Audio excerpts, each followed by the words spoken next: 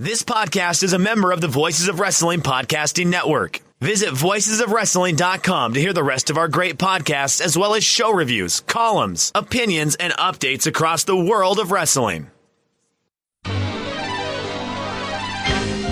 Hello, everybody, and welcome to another edition of Wrestlenomics Radio.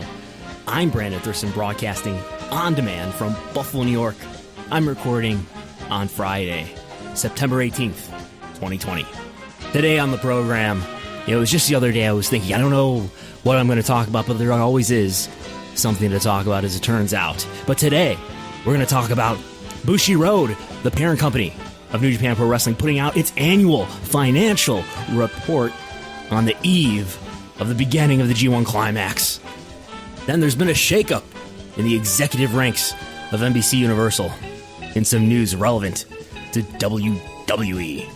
There's a suspicious new trademark out there related to All Elite Wrestling and a possible game that might be coming out in the future.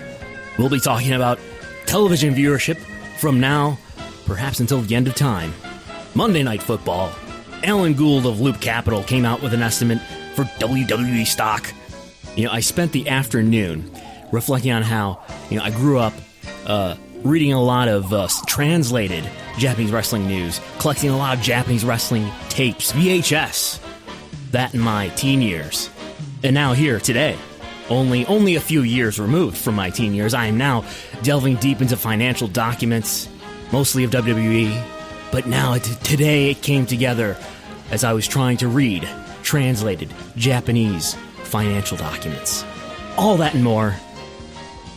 But first,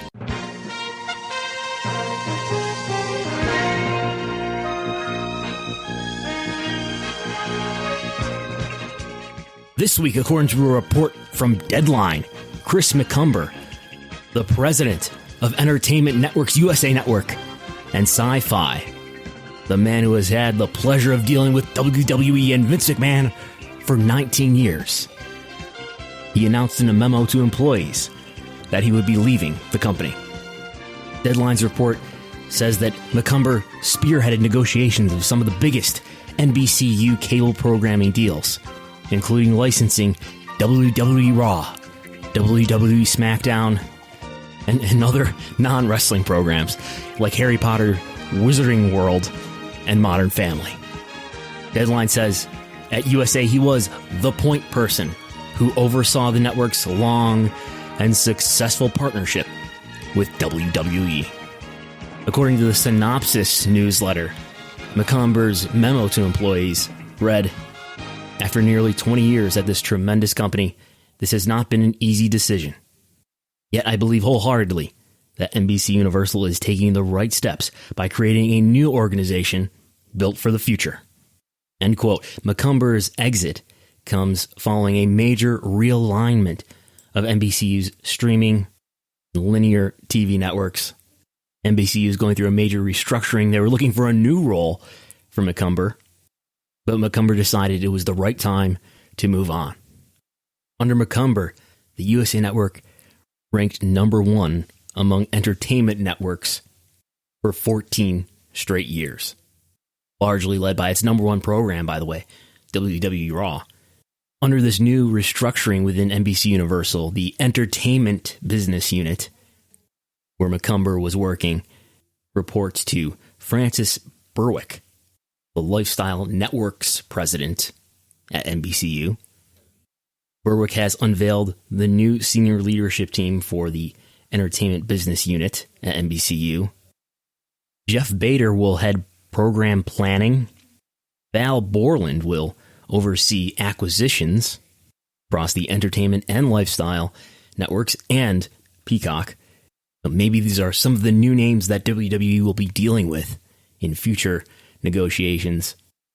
Day-to-day communication with NBCU. So what does this mean? Why is this important to pro wrestling? One of the Meltzer doctrines that we've been taught over the years is that the most powerful people in the professional wrestling industry are not the wrestlers, are not even the executives of the wrestling companies, but the executives of the TV companies that the wrestling programs are aired on. Infamously, it was Jamie Kellner who made the call to cancel WWE, to cancel WCW off of PBS and TNT in 2001. And that's ultimately what led to World Championship Wrestling folding once and for all. Because if they still had the time slot, there would have been maybe an Eric Bischoff to put a team together, some sort of corporation together to buy WCW. But without the time slot, WCW had no home and had no business. And Eric Bischoff was not able to find a new TV home in time to save the company. So TV executives can be very powerful. If they decide there's a new vision for the network that they are overseeing, it could change a lot for wrestling. Maybe in a new vision, wrestling is not included in how we want to sort of rebrand or restyle whatever TV network. Not saying that's going to happen in USA Network's case. And it's a different environment today, too, where there's a high premium on this live content that pro wrestling is. But according to Dave, he says Mccumber was known to be a Paul Heyman supporter back when Paul Heyman, not that long ago, was the executive director of Raw, before he was relieved of those duties, I believe in June, eventually to be replaced by Bruce Pritchard, who at that point began overseeing both SmackDown and Raw. But according to Dave Meltzer, Mccumber was a supporter of Heyman and wasn't happy when he was taken off of that role with Raw. He had been sold on the idea of a time frame, sort of suffer through some declining ratings in order to rebuild and recreate a new generation of stars. And Mccumber, was less happy when the emphasis was put on older stars. Dave writes, whether Mccumber still felt that way, as ratings somewhat stabilized lately, is unclear. When I heard this news, I asked one person who's a veteran of the television industry what he thought of the news, what it means for WWE. He said he doesn't see a lot of impact.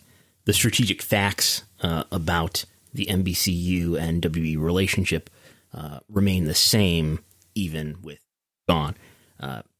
NBCU and WWE need each other, and no reason to think that changes because of one executive being out of the picture. And if anything, the opportunity to expand the relationship, getting Peacock involved, maybe putting WWE content on that new streaming service, another way that NBCU might value WWE. So we'll see. And we'll be talking about viewership in just a little bit, the latest on how Raw and SmackDown are doing. And we'll move on now to the Bushiroad report related to New Japan. And by the way, if you were hearing if it sounded like my words were being clipped off at the beginning there for a while, sorry about that. I've made a change that will hopefully prevent that for the rest of the program now. So did you know that Bushiroad, New Japan's parent company, just like WWE, is a publicly traded company? Now, New Japan only accounts for a fraction of Bushiroad's overall revenue, so we don't get a ton of information about New Japan, but we do get some. And this week was Bushiroad's annual report. They report quarterly, just like WWE does, but this was the end of the year for them. Their fiscal year ends in July, so they were reporting for the period that ended July 31st, 2020. So we'll be talking about the 12 months previous to that. So basically, this is June 1st, 2019 through July 31st, 2020. So that's about 5 whole months of COVID, of the COVID era. New Japan stopped running events late February. Of course, COVID was affecting areas like Japan before they started to affect areas like the United States. Of course, if you ask some people here, or at least by the way that some people behave here in the United States, you would think that it still has never affected the United States. But that notwithstanding. So Bushiroad, in the fiscal year 2020, they are reporting 33 billion yen. So that comes out to $316 million US. Of that $316 million, how much of it is generated by New Japan? Well, we don't know yet. I think we will know soon, but we have a pretty good idea right now because WWE. I'm so used to talking about WWE in these contexts. So New Japan is within Bushiroad's sports division, and in this series of slides, sort of like a presentation kind of like what we get for the investor presentation for WWE. There's a bunch of slides here, and they break out a number of divisions, including the sports division, and that's where New Japan is, that's where Stardom is, and that is where the kickboxing organization that Bushiroad recently sold was. So the sports division generated $48 million. I'm converting that from 5.021 billion yen. So $48 million, just under $50 million in revenue in the sports division, which is down slightly from the previous year, which did 51. So again, going from 48 to 51. That's about the same as it did in fiscal year 2018 when it did $48 million. So basically what I think this means is that the revenue for New Japan will be slightly down year over year in this fiscal year. The sports division, the vast majority of it seems to be New Japan revenue. I suppose it could be even lower than the sports division year over year change indicates, because now we've got maybe more things like Stardom. I don't know if Stardom is a bigger piece of revenue than whatever was previously in that sports division. Unfortunately, as you can tell, since Bushiroad holds so many other entities within it that are not wrestling organizations, there's less I know about Bushiroad. But fiscal year 2019, we do know because New Japan reported separately, and it is on their official website right now, in fact. If you look at the company profile section of the New Japan official website, you will see that it lists $5.4 billion, 5.4 billion yen in revenue for fiscal year 2019. That's last fiscal year, which is an all-time high for the company, going all the way back to, we believe, 1972. And according to pwanalysis.com, we've got some records going all the way back to 1980. But what else about New Japan did we learn from this report from Bushiroad? And did we learn anything about Stardom? Not really. Stardom is mentioned as a company that they own and as a company that is included in the sports division and in the live IP business. But New Japan does highlight that this company, New Japan, did 70,071 attendees as part of Wrestle Kingdom in the 2-day event at the Tokyo Dome. And it mentions that they stopped doing events in February because of the pandemic. But they point out that New Japan World, despite the pandemic, what does it say here? In this translated version of Japanese I have here, translated into English, of course. On the other hand, the video distribution service, New Japan Pro Wrestling World, has 100,000 paying members, which is about what we've believed that New Japan World has had for a couple of years now. Let me look. Because if I pull up the Wrestlenomics full year 2019 report, there is a page here that addresses subscription video on demand. And there's a graph for New Japan World subscribers. So basically, this is what I believe, according to things that New Japan itself has said, and things that I've been able to, well, have led me to believe what I believe. Basically, the trend is 2017. Of course, just like WrestleMania, the peak is at the peak event, Wrestle Kingdom. But here, indicating in the report, maybe around the time of the report, or maybe around the time of the end of the period, which is July, 100,000 subscribers. So, New Japan World doing around 100,000 subscribers since it looks like about the middle of 2019. So just hovering around that same level. So 100,000 subscribers, you think about that in the context of the WWE Network, which does just over 1.5 million subscribers on a regular basis. Yeah, so that's about 1/15, or about 7% of what WWE does for their subscription streaming service. So that continues to be a distinguishing quality of New Japan, that it is not the strong media company that the U.S. major U.S. companies are. New Japan's revenue, as far as we know, and as far as I believe, is largely driven by ticket revenue still. And probably even more so since New Japan lost its TV deal in the U.S. on Access. So New Japan is still on TV, of course, in Japan through its TV partner and part owner, TV Asahi. I would guess that they get some money from that. They share the money, in fact, for New Japan World with TV Asahi. They share the ownership of the streaming service. But in Bushiroad's IPO in 2018, they disclosed that they gave some approximate language about this, but they said that live events accounted for about 50% of New Japan's revenue, and about 20% of the revenue coming from media, or what they called content, and about 30% coming from merchandise sales. And that was referring to fiscal year 2018. So no telling how things have changed since then. There seems to be no more Hot Topic money anymore since then. There's no more access money. If there was much access money, hard to tell. But while we're talking about New Japan's business on an annual basis, now that their fiscal year has ended, let's take a look at their annual attendance. So New Japan reports what I believe are total attendances for each event on their official website. So when I say total attendance, I mean I believe they are reporting a number that includes comps, includes free tickets. Why do I think that? Because Bushiroad put out a graph last year showing the trend of New Japan attendance, and the numbers were slightly lower than the numbers that you get when you total the numbers that are reported on New Japan's website. And the discrepancies between the annual totals from the website compared to the Bushiroad report were between about 3 and 5%. Well, maybe 5.6% is the highest there. So between 3 and 6%. So that seems like a reasonable percentage of comps. So maybe this is total attendance. That's how I come to believe that. So total attendance in this fiscal year for New Japan is 317,000. So that is, of course, down from last year that had 444,500 in total attendance. Of course, there's a great effect there related to COVID, cutting events off in late February. And we've had some events here in the post-pandemic world with a limited capacity. They just did an event with over 4,000 fans in attendance at Jingu Stadium in an outdoor event.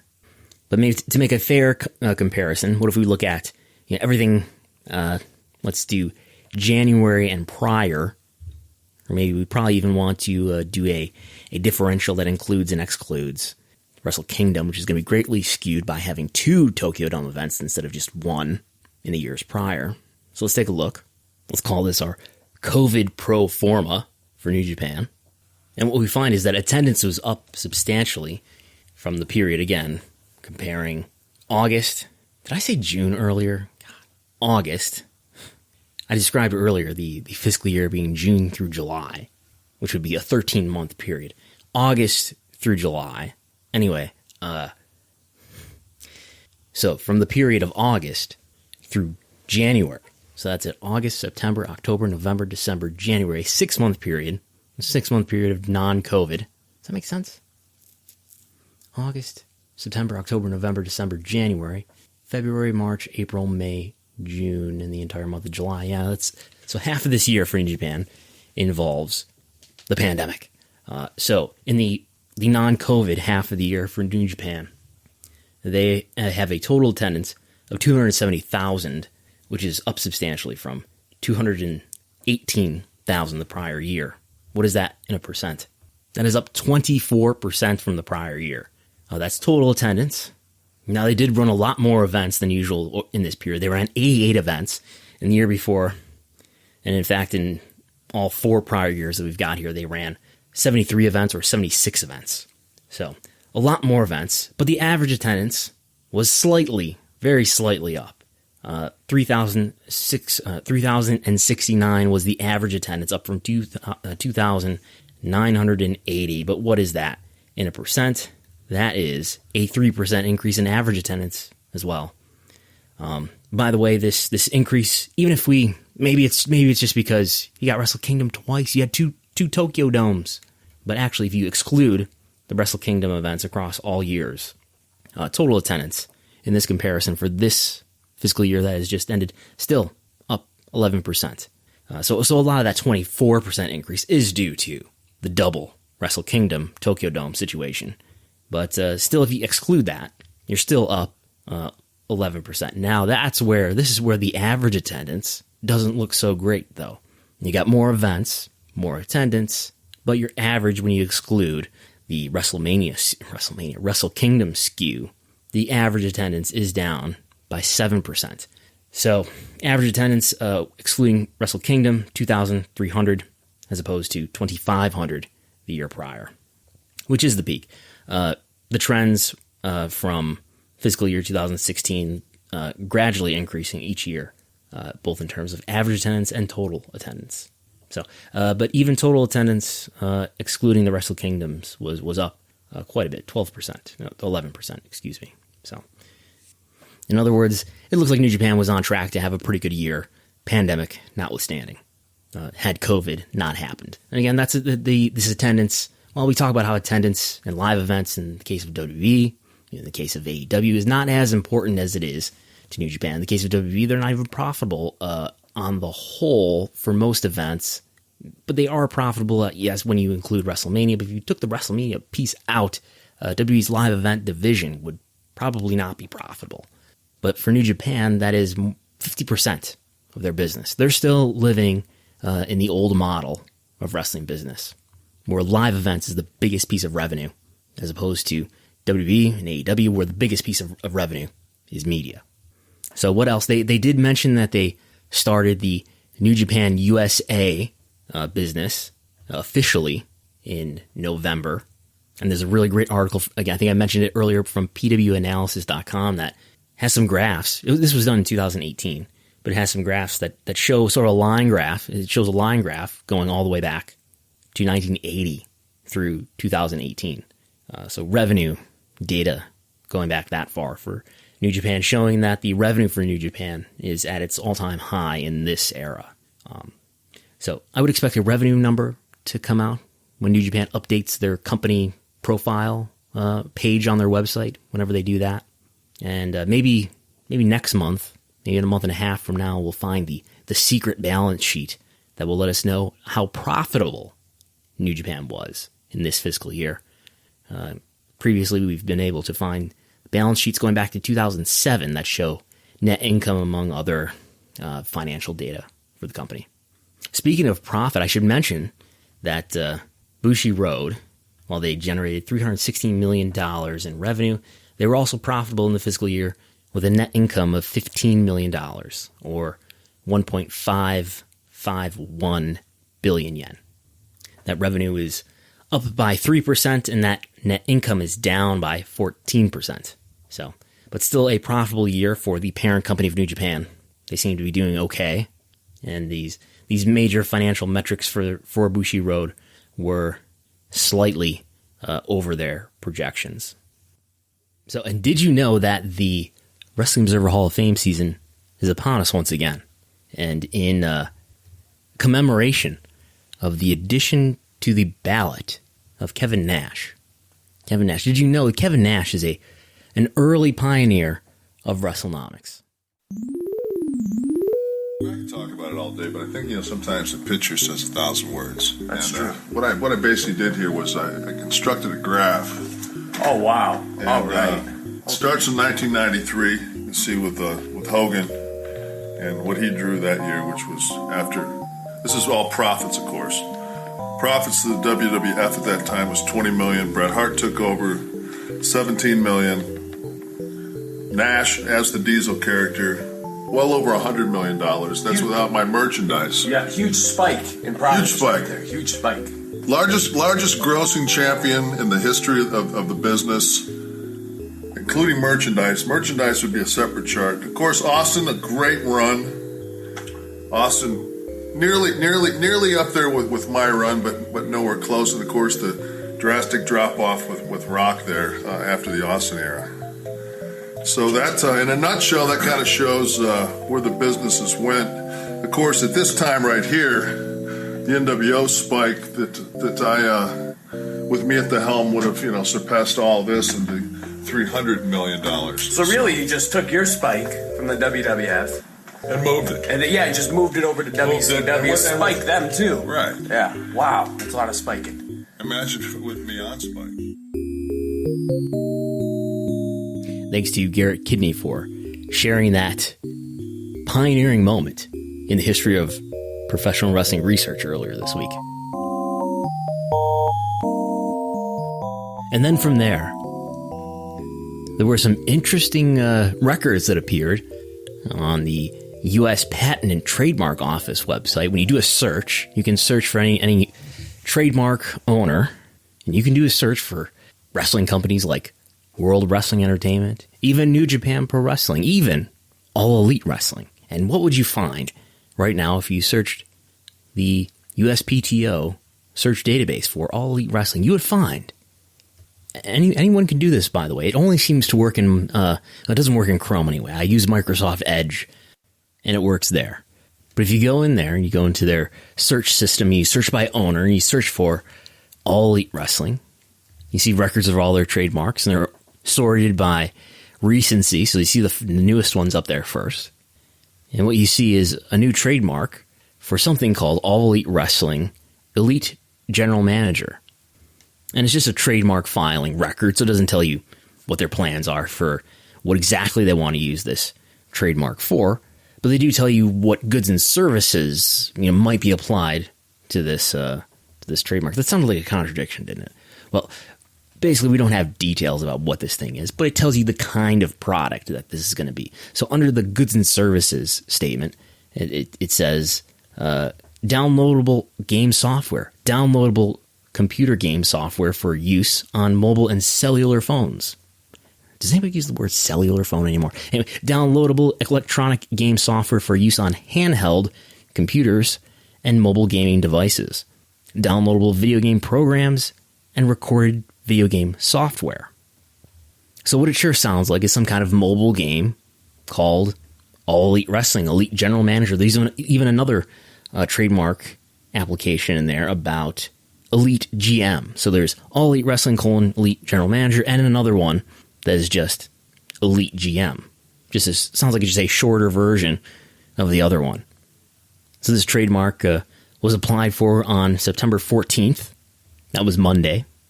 And when I shared this trademark filing record on Twitter, this led to all sorts of speculation that maybe, considering the GM, the general manager aspect of the name, people are speculating that maybe this sounds like some sort of, wrestling simulator game or some sort of, booking simulator game like Extreme Warfare Revenge, old EWR. I think the kids today play something called TEW.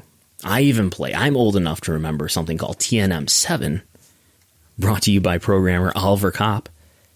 Yes, I paid I think it was $35 license fee for my authorized version of TNM7.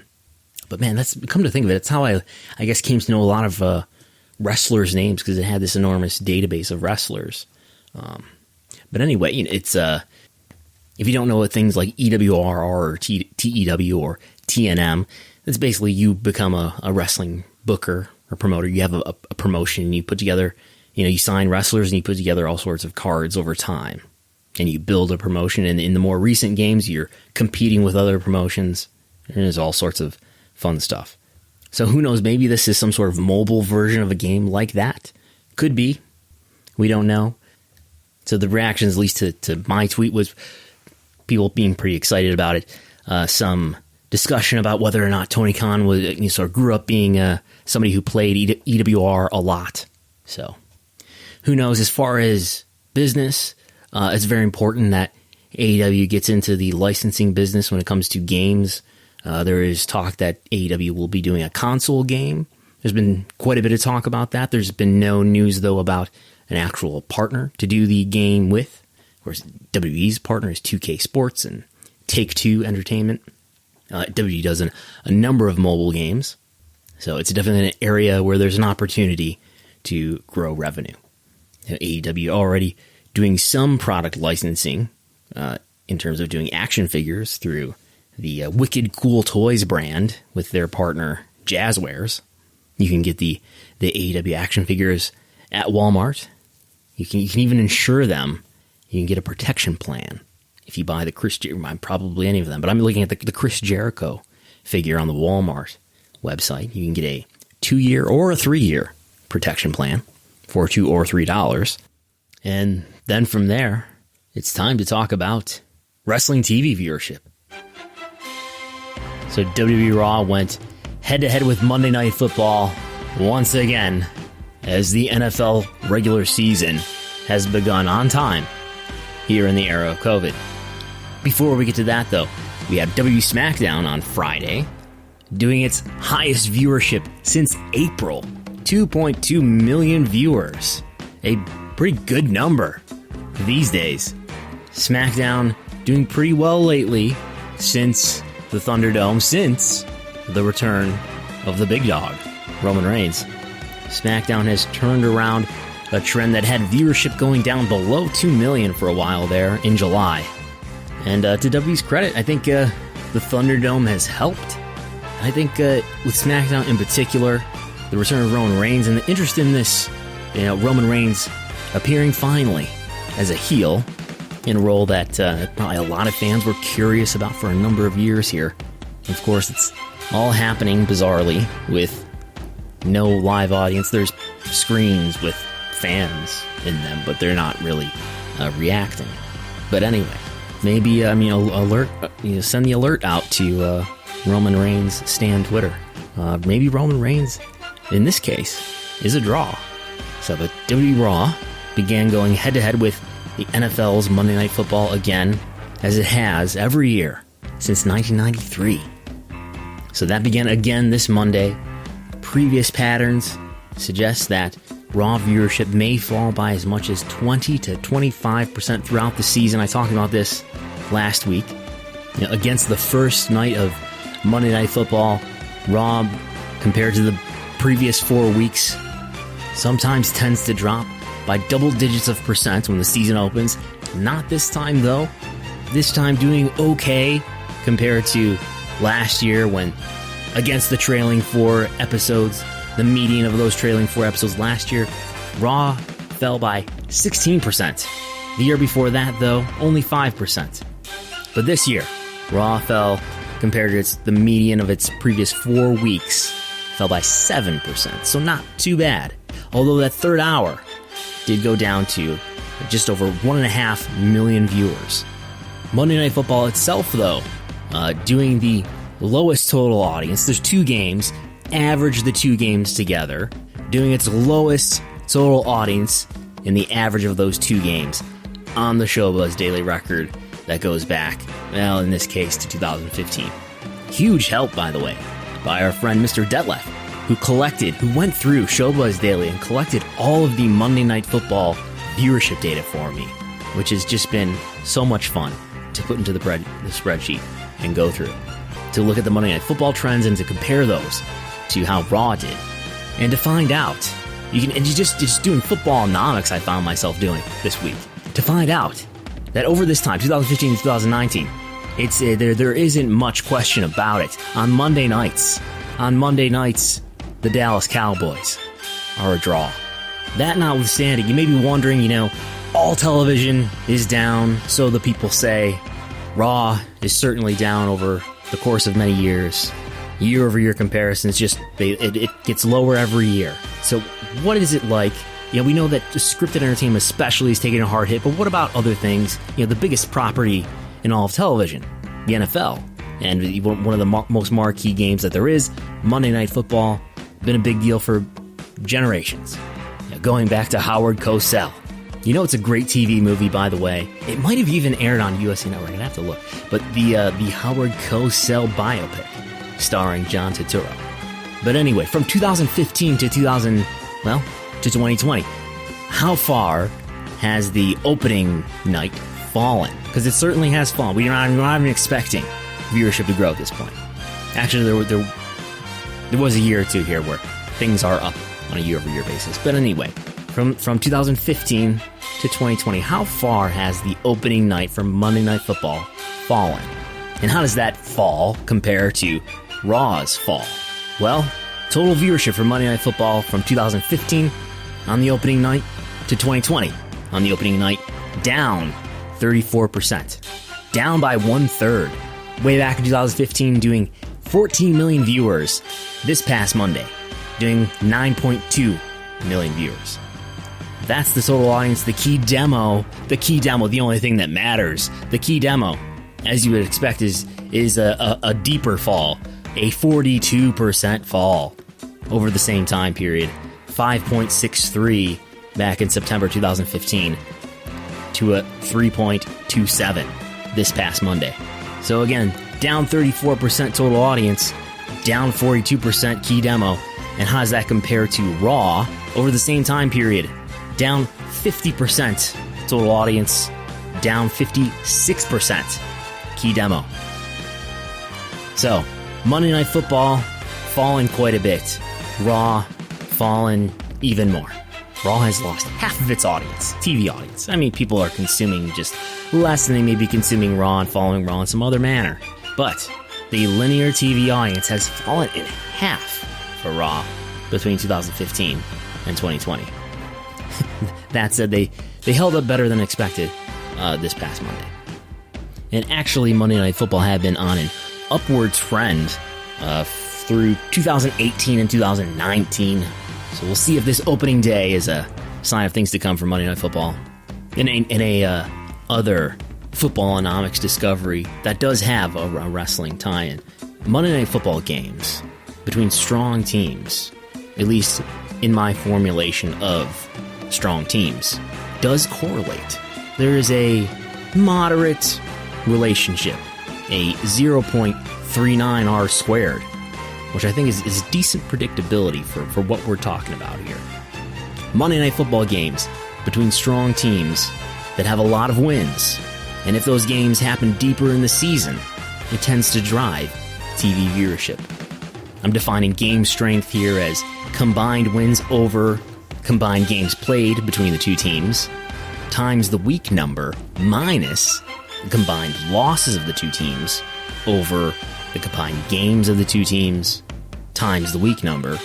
So basically, if you've got two teams that have a lot of wins and not a lot of losses, and we're factoring in how deep into the season we are, the game tends to do a higher audience. Lots of wins, not many losses, two teams like that meet late in the season, high stakes related to the playoffs. It tends to drive an audience. What could wrestling learn from that? I'm not sure. Wins and stakes? Could it be that simple? But wrestling needs to be creative and have angles. I'm not saying that everybody's got to be undefeated, but think about how over Bill Goldberg got and Ryback got. My God, was Ryback having great matches? No. Was Ryback cutting great promos? No. Could Ryback keep people safe in the ring? If you ask CM Punk, no. But that guy got so over. And then once he stopped winning all of his matches, not so much. But I digress. Maybe pro wrestling is all about new gimmicks and new angles and new ideas. But anyway, back to viewership. Does this show that all that's left is the hardcores, that the less mainstreamy NFL-prone fans who would be prone to leave and go watch football in September, maybe those fans in large part are already gone, have already tuned out through the years. And I think things like this are on a spectrum. I think we need to wait to let it play out and see what happens throughout the course of the season. This is just 1 week. There was a big tune out in hour 3. I tend to reject this idea that all that's left is the hardcores. I tend to reject this idea that there is even much of a distinction between this hardcore audience and this supposedly casual audience, and that they have these wildly different tastes. And I also think in many ways what we might conceive of as the hardcore wrestling fan is just as likely to be disenchanted with Raw as the mainstream fan may be likely to be apathetic. And always remember that a decrease in viewership doesn't mean that somebody's not watching the program outright anymore. A decrease in viewership may just as well mean, and I suspect in large part means, that a viewer is just watching a smaller portion of the program. Remembering that the viewership numbers that we see are not, it's not like a YouTube view where you click on it and if you watch 3 seconds of the video, you're counted as a view. No, it's an average, it's a minute-by-minute average of how many people watch the program throughout the duration. Wow. So that Monday Night Football music really gets me going. I should just have that playing on a loop in my headphones at all times. Then from there, Wednesday Night Wrestling, the Wednesday night competition, returned this Wednesday for the first time since August, 12th. AEW and WWE NXT went head-to-head on Wednesday night in their normal time slot after weeks of preemptions due to hockey games and basketball games. AEW won again the total audience and the key demo, 886,000 viewers to NXT's 689 viewers. AEW nearly doubling NXT in the key demo. 0.34 for AEW, 0.18 for NXT. NXT continuing to clearly draw an older audience. AEW winning in every key demo except for P50 Plus again this week. Man, I need the NFL Monday Night Football theme playing, not just in my earphones when I record the show, but just in my head throughout my life. I think that would help me get through life better. Yeah. So anyway, AEW ranking number 3 in the demo, its highest ranking since January in that area. So as NXT continues to be on the losing end of the Wednesday Night Wars, I think there is a bright side to NXT's story here, particularly when you look at the recovery from the decline in COVID, or just look at what I like to put in the spreadsheet here is a year-to-date growth rate for all 4 major wrestling programs. And if you do that, and you do a rolling 4-week median, what you find is that NXT has bounced back the best through July anyway. Things get weird and different in August because there's all these preemptions, and NXT and AEW are running unopposed on many weeks. The data shows this recovery story for NXT, which nobody really talks about, right? Because NXT is losing this head-to-head, this very important head-to-head battle with AEW. It's there to stunt AEW's growth, basically, to keep AEW's numbers a little bit lower by putting another wrestling program head-to-head with it. And they're definitively losing that competition, at least with people under the age of 50. But Raw and SmackDown, since January 1st, are down some.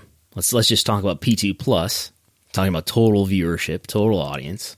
Raw and SmackDown, Raw on a rolling median, 4-week median average, down about 30% from January 1st. SmackDown doing better and recovering, and Roman Reigns is there and he's heel. And the Thunderdome is there. Well, the Thunderdome is on Raw as well, but SmackDown doing around negative 15% of what it had been doing on January 1st. And you've got AEW and NXT both at around the negative 10 range, doing better, holding up better through this than Raw and SmackDown. NXT even, as I said, in June and July, getting to right about 0. But of course, at the beginning of the year, NXT still was not winning the war against AEW. It is the least viewed of the 4 major programs. But it is also losing its audience the least. AEW, on the other hand, climbing back up in terms of a year-to-date growth rate, and as of late has surpassed NXT in that regard. Anyway, I don't know if any of that makes sense. You can see the graph on my Twitter, @Brandon Thurston. But that's some data. But what does this mean? It goes back to what I think of as the Brandon Ross point that was brought up to Vince McMahon on the latest earnings call at the end of July. Why have NXT and AEW bounced back from COVID better than Raw and SmackDown? And I think it comes down to that NXT and AEW are promising brands, and Raw and SmackDown are these aging brands that have, like Gravity, being put on a higher profile network, notwithstanding. Raw and SmackDown, which is what has happened to SmackDown, but Raw and SmackDown are these aging brands that, just like Gravity, have fallen year after year in an environment where all TV is falling, but NXT and AEW are holding up better. And Monday Night Football, as we see another example of some sort of live sports-like programming that is falling, but holding up better than Raw, at least. And clearly the difference, to me, is that you've got Vince McMahon at the helm of Raw and SmackDown, and now NXT and AEW with comparable distribution. NXT on the USA Network, no longer on the WWE Network. AEW Dynamite on TNT in a similar number of homes as the USA Network. And as I've said elsewhere, you can liken it to a sinking ship where you've got a leak and water is coming in, and you bail out the water, but the water is coming in so fast on Raw and SmackDown, it's coming in faster than Vince McMahon can bail it out. And NXT and AEW may be leaking water as well, but they've been able to manage it better. So basically, I stand by what I had said about 12 months ago, that the current hierarchy of the wrestling world, where Raw and SmackDown are these two towering brands that lead the wrestling world, I don't think that hierarchy is sustainable in a world where two other brands that Vince McMahon does not control the creative of and have similar strength of distribution.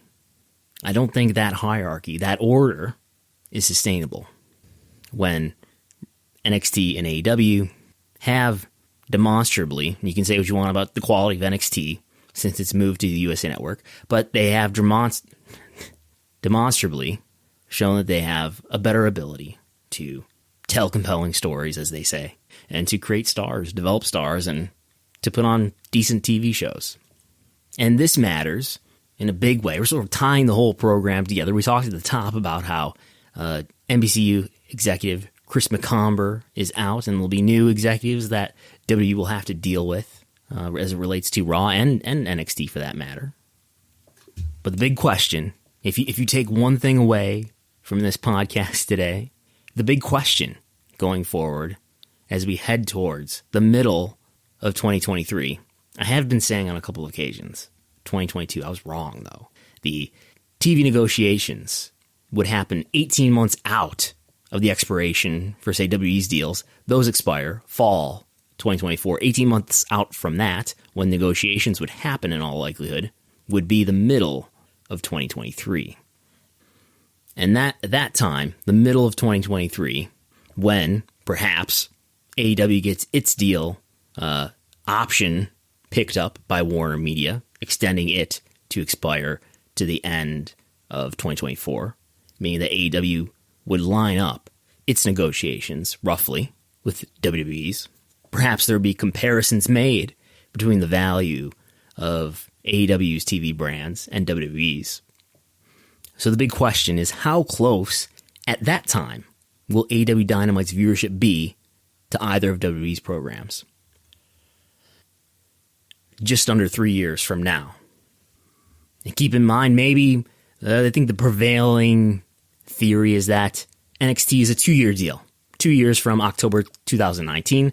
That would make that deal expire, if that's the case, 2 years, October 2021. Maybe NXT even ends up not being head-to-head with AEW Dynamite anymore. Who knows? But maybe it stays. In any case, I'm willing to predict that by the beginning of 2023, the lead that Raw, at least, currently has over AEW Dynamite in the P18 to 49 demographic, that lead will be gone. How much is that lead right now? Let's go with July. August and September were weird. September's not done yet. September, there's Labor Day. There's preemptions in September. There's preemptions in August. So let's look at July as sort of a clean month. July, average key demo rating for Raw, 0.48. 0.48. To AEW's 0.30. So far through September. Let's just look at September and keep in mind that this includes 3 weeks for AEW, 2 of which were unopposed by competition from NXT. Average key demo through September so far for AEW is 0.36 to Raw at this point, which has been compromised by Labor Day and by the first week so far of Monday Night Football. Again, AEW 0.36 in September, Monday Night Raw 0.49. So a sizable lead. A lead for Raw just in this compromised month of September of 36%. Bring it out to July, it's a lead of 62%. Go further to June, it's a lead of 101% for Raw in the key demo. So am I out of my mind? How possibly would AEW Dynamite equal Raw in the key demo? Where would they would have to grow their audience. They would have to gain fans. I don't think so. Not necessarily. I think AEW just has to hold up better than Raw has to hold up. Keep in mind, Raw is a program that it just in month-over-month comparisons in some of these months is dropping by double digits of percent, while AEW in those same months has gained in double digits of percent. And there may be quick fixes like Raw Underground and the Thunderdome, but more often than not, Raw's viewership has declined, and the only long-term fix is a long-term fix that Vince McMahon cannot apply. That's in the development of new stars that people care about, TV shows with good stories that are compelling to watch, matches that seem to matter, and a tone to the TV program that seems to respect the people who watch it, and things of that nature. And Alan Gould of Loop Capital, one of the stock analysts who covers WWE stock, came out with an updated estimate this week. He raised his rating on the stock from a sell to a hold. Basically, that means he doesn't think the stock is going to fall much farther than where it's at, which, by the way, WWE stock, as I sit here today, is worth $40.16 per share. And this stock has been all over the place in the last 12 months. Everywhere from a 52-week high of $74 to a 52-week low of $29. He lowered his 2020 earnings estimate, just lowering it slightly. He's got an EPS of $1.67, lowering that from $1.72. Still way above the consensus of the analysts who have it at $1.57. Basically, this means that he thinks that WWE is going to end up with $143 million of net income, which would shatter its current annual record. I'm calculating that based on the most recent report of diluted shares. Consensus analysts expecting about $134 million of net income, also breaking the record by $35 million. The current record is $99.6 million of net income recorded in 2018. I'm still way lower than anybody here. I gave it an EPS for the year of $1.15 and $100 million of net income, just barely breaking the annual record.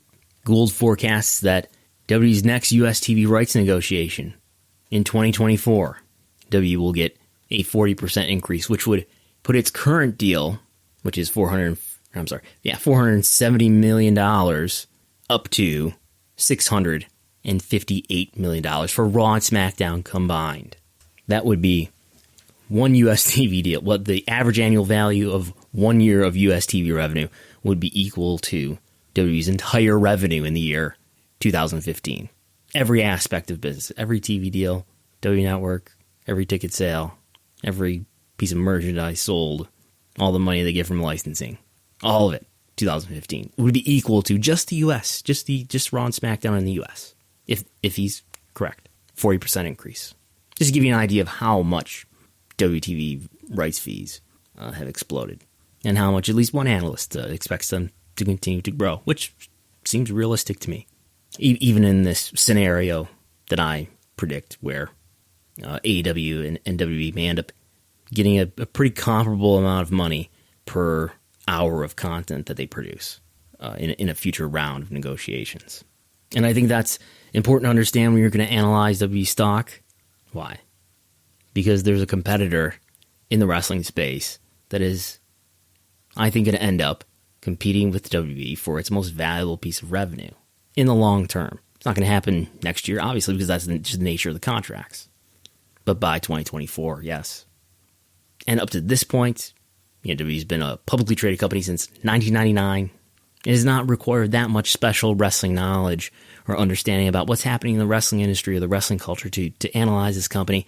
Especially in recent years, it's been very much approached as a media company, doing this streaming service that was exciting to a lot of people.